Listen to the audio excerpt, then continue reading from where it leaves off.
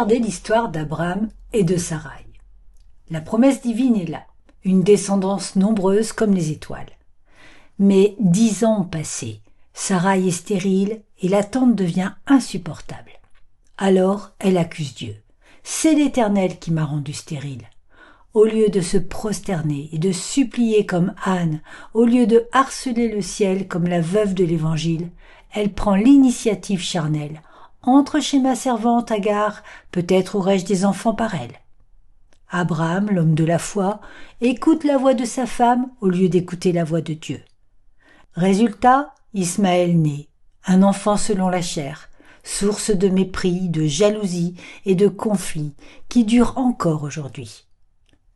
Soyons honnêtes, c'est exactement ce que nous faisons quand la promesse tarde. Nous disons croire, mais dès que la pression monte, nous aidons Dieu.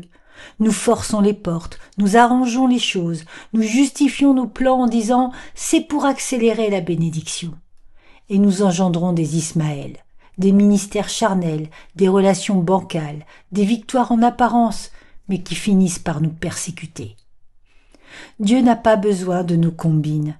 Il a attendu que Sarai soit non seulement stérile, mais vieille, que tout espoir humain soit mort pour faire naître Isaac, l'enfant du rire, l'enfant de la promesse pure. Pourquoi ? Pour que toute la gloire lui revienne et que personne ne puisse dire « c'est ma main qui l'a fait ». Le temps est fini où nous mélangeons la chair et l'esprit. Jésus nous regarde droit dans les yeux et nous pose la seule question qui compte. Crois-tu que je puisse faire cela ? Ta réponse détermine tout. Le centurion a dit « dis seulement un mot » et son serviteur fut guéri à l'heure même. La femme à la perte de sang a dit en elle-même « si je touche seulement le bord de son vêtement » et la puissance sortit d'elle. Partout la foi pure a parlé, l'impossible s'est réalisé. Alors, assez de calculs, assez de plan B, assez de au cas où Dieu ne le ferait pas. Levez les yeux, criez jour et nuit, harcelez le trône de grâce. Refusez de bouger tant que la réponse n'est pas tombée. Car quand le Fils de l'homme reviendra, trouvera-t-il encore la foi sur la terre ? Aujourd'hui, choisissez Isaac et non Ismaël. Choisissez la prière qui déplace les montagnes plutôt que la main creuse qui creuse des puits stériles. Choisissez la folie de la foi plutôt que la sagesse de la chair.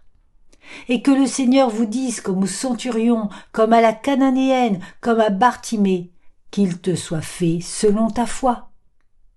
Alors debout, la promesse n'a pas vieilli, Dieu n'a pas changé. Il attend seulement des hommes et des femmes qui croient encore à l'impossible. Allez, et que votre foi fasse trembler les cieux.